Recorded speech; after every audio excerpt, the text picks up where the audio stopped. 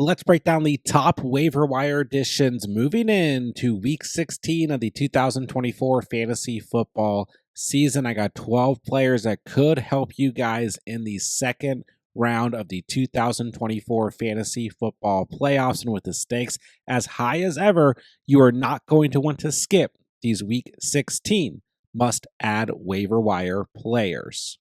And before we do so, let me remind you guys that Underdog is the place you want to be if you want to get in on additional fantasy football action all season long. Their Week 16 NFL Pick'ems as well as their Week 15 Monday Night Football Pick'ems are all going live right now, and Underdog is giving all new users who sign up using promo code THECATCH a free NFL Pick'em to use towards either Monday Night Football or Week 16's action. And on top of that, Underdog is also giving all new users who sign up with promo code THECATCH a 50% deposit match up to $1,000. So that's a free NFL Pick'em to use towards this week's action and up to $1,000 in bonus cash when you sign up on Underdog using promo code THECATCH. That link is down below. All right, let's kick the video off with Quentin Johnston of the LA Chargers, currently sitting at 56% rostered. And we talked about Quentin Johnston in the last minute waiver wire edition video.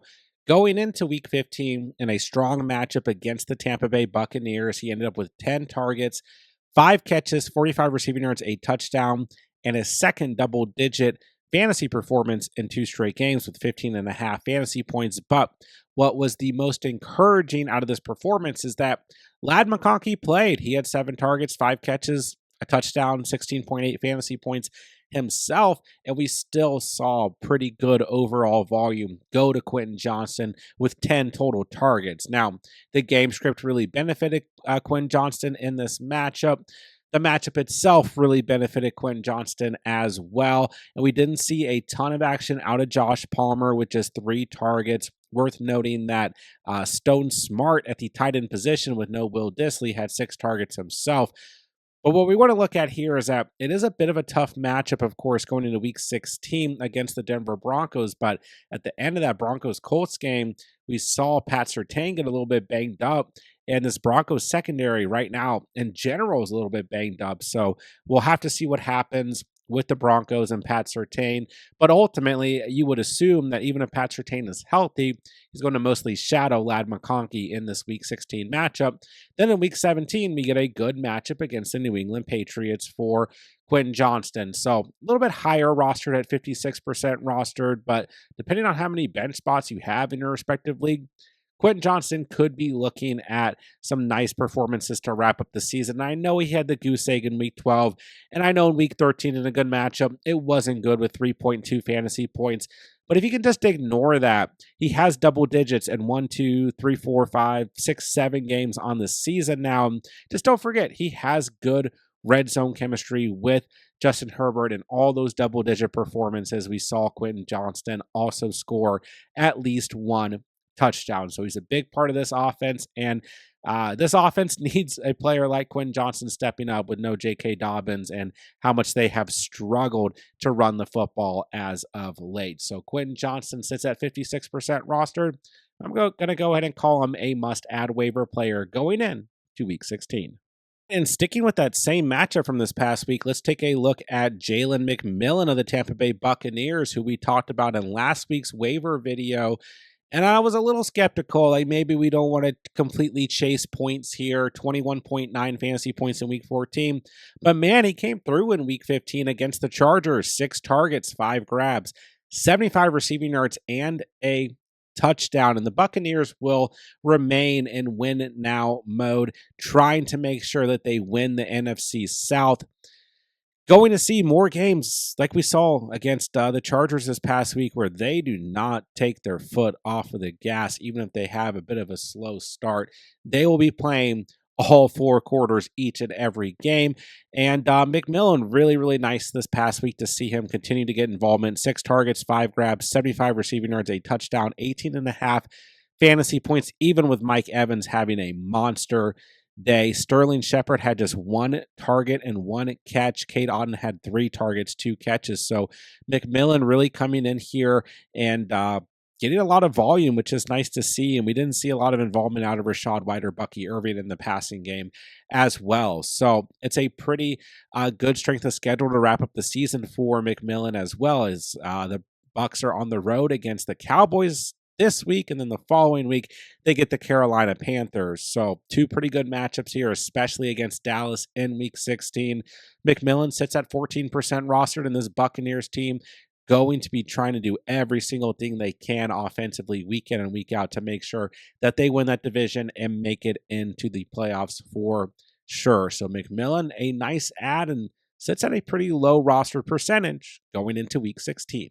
And speaking of Jalen's, let's take a look at Jalen Coker of the Carolina Panthers, who missed the last 3 weeks with a quad injury and then had a big game against the Dallas Cowboys in week 15 with 21 fantasy points, 6 targets, 4 catches, 110 receiving yards, and a receiving touchdown. We kind of break it down here. Adam Thielen still led the team in targets with 7 targets.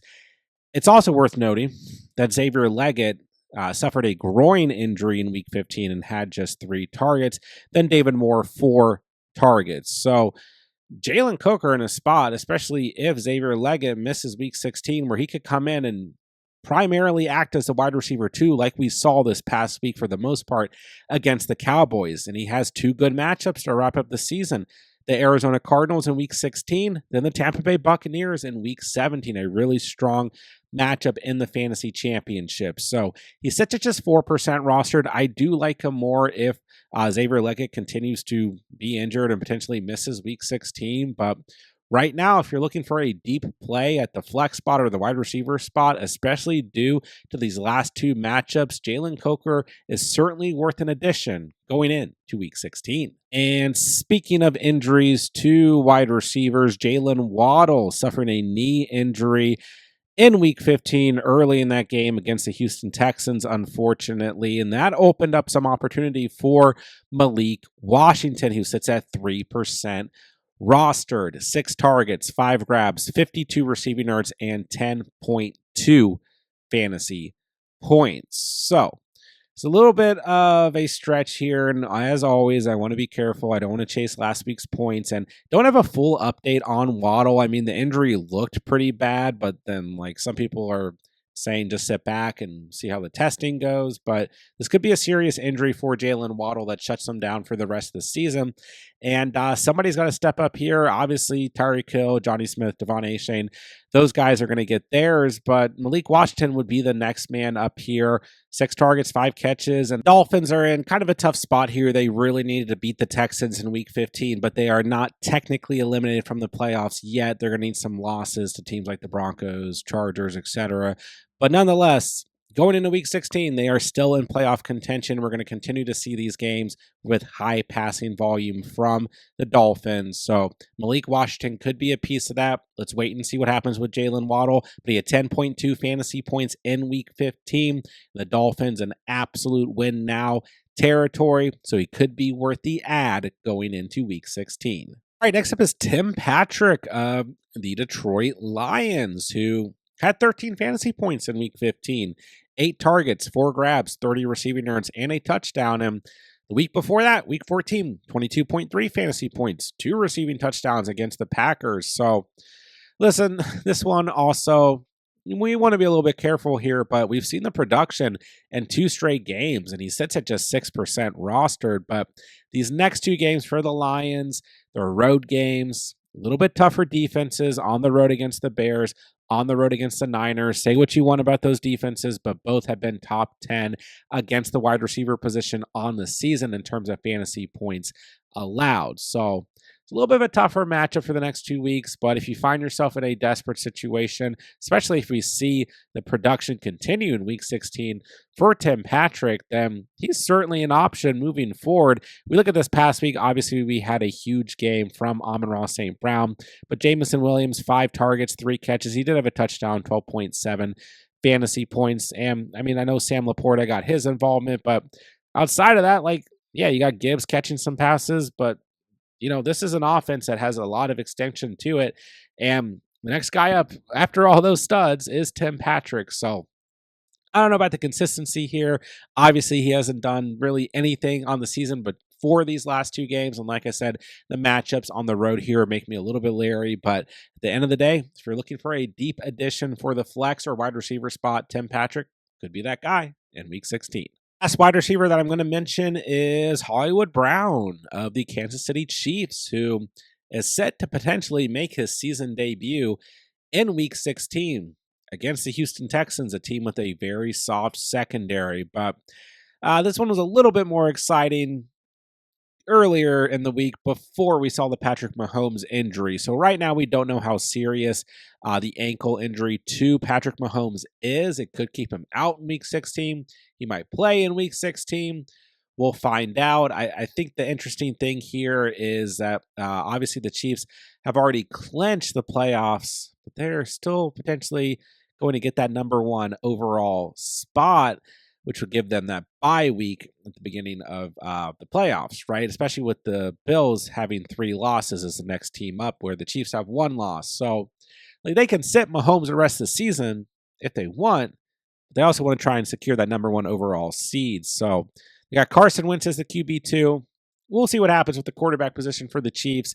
And the next question would be, are you actually going to be confident enough in starting Hollywood Brown in his first game back? Because if you're not, I don't know if he's worth picking up. He gets the Steelers in week 17 on the road. So I like the matchup in week 16, but you got to be a little bit desperate. And then you have to seriously actually be able to play him in week 16. If you don't think you're going to play Hollywood Brown in week 16, then he's not worth the pickup. So we kind of got the quarterback situation here with the injury to Mahomes. And then we only got 2 games left. One of these is a good matchup. The other is a good matchup. What are we actually going to get out of Hollywood Brown in his first game back? He might be active, but how much volume does he actually see? But nonetheless, we know the talent that Hollywood Brown is, and we have seen some pretty decent games as of late out of DeAndre Hopkins and Xavier Worthy. They don't have the highest ceiling. I know Worthy had a nice game this past week, but those guys do provide a pretty decent floor in terms of flex wide receivers. So this is a bit of a deeper league ad, but it could end up having some upside as we head into week 16. Let's move along to a few running backs, and let's take a look at Jerome Ford of the Cleveland Browns, who will now be your RB1 for the Browns, as Nick Chubb suffered a broken foot against the Kansas City Chiefs. And Jerome Ford, 84 total rushing yards, a rushing touchdown, 2 catches for 20 receiving yards, 18.4 fantasy points. And yeah, the Browns aren't really playing for anything to wrap up the season here, but they have a nice matchup in week 16 against the Cincinnati Bengals, where you could assume they're going to try and keep their division rivals out of the playoffs, as the Bengals have to win that game. Then week 17, not too bad of a matchup against the Miami Dolphins. So, we might see some work go to Pierre Strong. We might see, I would assume actually we'd see Donta Foreman activated. And he was a healthy scratch this past week, so he'll probably become the RB3 here, but this will probably be Jerome Ford's backfield moving forward. Do I feel fantastic about the Browns? Not necessarily, but he obviously had 18.4 fantasy points this past week against a good Chiefs run defense, and these next 2 weeks, softer matchups. And I always say it, any RB1, any wide receiver 1 on any offense is always worth picking up and rostering. So he does sit at 42% rostered, but I do really like his matchup against the Bengals here in week 16. All right, next up we have Kendre Miller of the New Orleans Saints. And Alvin Kamara, a groin injury suffered in week 15 against the Washington Commanders. Kendre Miller came in 9 touches, 46 yards on the ground, 5.1 yards per carry. The week before, 32 yards on the ground and a touchdown. So we'll have to sit back here. I don't think he's worth picking up if Kamara does play in week 16, but we probably won't know by the time waivers goes through if Kamara is going to play this week or not. So you probably have to take a chance here. Sits at 16% rostered. He gets the Green Bay Packers in week 16, the Raiders in week 17. These are like good enough matchups. You need to be a little bit desperate to make this play, but Kamara could end up missing time as we wrap up the fantasy season, and that would put Kendre Miller in line for more touches. And maybe Kamara does end up playing this week or next week, and they still give some additional touches to Kendre Miller, as the Saints are not playing for anything as we wrap up the season. So see what happens here. But this injury to Kamara and the little bit of production we've seen out of Miller in the past 2 weeks does make him waiver wire worthy going into week 16. Next up is Tajay Spears of the Tennessee Titans, who had a nice day against the Cincinnati Bengals with 27.2 fantasy points. Just 4 touches, but turn that into a rushing touchdown, 6 catches off of 7 targets, 87 receiving yards, and a receiving touchdown. So 2 touchdowns on the day, and he has 2 nice matchups to wrap up the season against the Colts and against the Jacksonville Jaguars in week 17. So Tony Pollard still out-touched him, 17 total touches, 21 the week before. Pollard, I know, wasn't great, but he wasn't bad. He had the touchdown, 45 yards on the ground, but a lost fumble as well. That's his second lost fumble in the last 3 games, but Pollard's still going to be involved, and I don't know what's going to happen with the rest of this offense. Obviously, Will Levis, a historically bad performance this past week. Mason Rudolph comes in and is much better than Levis, but also not fantastic. So I have no idea what to expect out of the Titans as we wrap up the season in these 2 divisional games that have no meaning really for either team. Nonetheless, Tajay Spears coming off of a nice performance, and maybe they try and spell Tony Pollard a bit as the season wraps up, as the season is completely lost for the Titans. But still a bit of a risky play, but he had a really nice day in week 15. 2 nice matchups coming up. Sits at 46% rostered as we move in to week 16. And I know this video is going to come out before Monday Night Football is played, but I want to remind you guys to keep a close eye on Sincere McCormick of the Raiders, who sits at 47% rostered. 10.9 fantasy points in his last start from the time I'm recording this.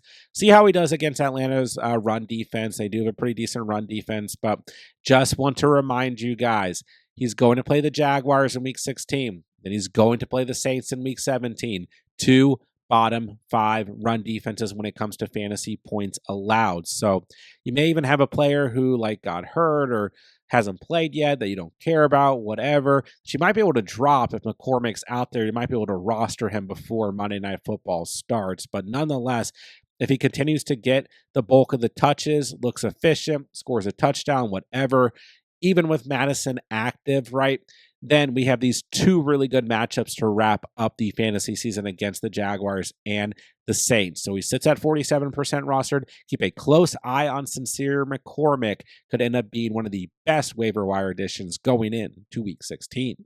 And let's very quickly go over 2 tight ends. Let's start with Pat Freiermuth, who we talked about as one of the top streaming options at tight end going into week 15 because no George Pickens, more than likely. Not really anybody to throw to for Russell Wilson, and so that volume in some way should be extended. He had 6 targets, 3 catches, 22 receiving yards, and a touchdown. He now has a touchdown in 3 straight games, 11.2 or more fantasy points in 3 straight games, a touchdown in 3 of his last 5 games. So I like Freiermuth a lot going into week 16. It's a good matchup against the Ravens. They've been very soft against tight ends.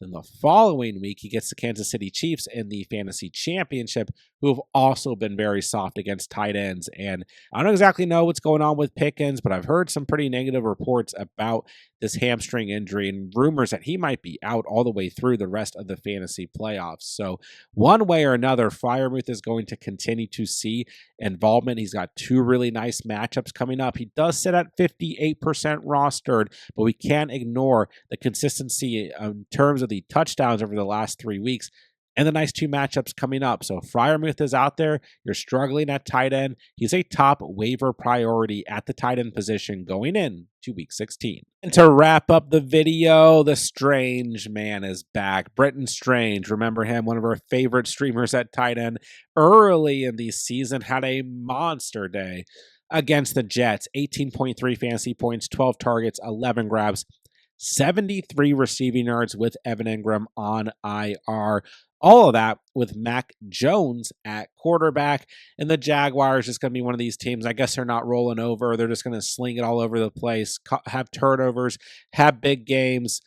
Brian Thomas Jr. went wild this past week, so they're still a team that's viable from a fantasy perspective. And they get the Raiders and the Titans in the next 2 weeks. And the Raiders in week 16, very important to pay attention to here because they've been very, very soft against the tight end position on the season. So we look here, we see Brian Thomas had 14 targets. Strange had 12 targets.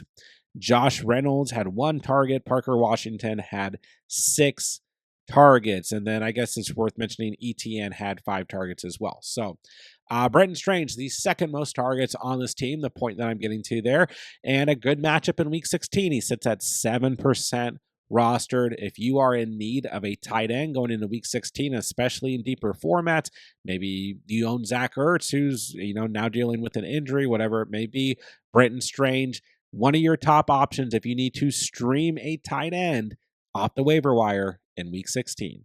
And that'll do it for today's video. There are your must-add waiver wire players going into the second round of the 2024 fantasy football playoffs here in week 16. As always, guys, I'm answering as many fantasy football questions in the comment section down below as I possibly can. So if you guys need anything whatsoever as we move into week 16, please drop me a comment. I'll get back to you guys when I can. But most importantly, make sure you guys are subscribed to the channel so that you don't miss out on any of the content, because we're going to have everything you guys could possibly need to help you guys dominate the rest of the 2024 fantasy football season. So make sure you guys are subscribed so that you don't miss out on any of the videos. And with that, I'll say thank you guys so much for watching and or listening. And remember, you saw it here on The Catch.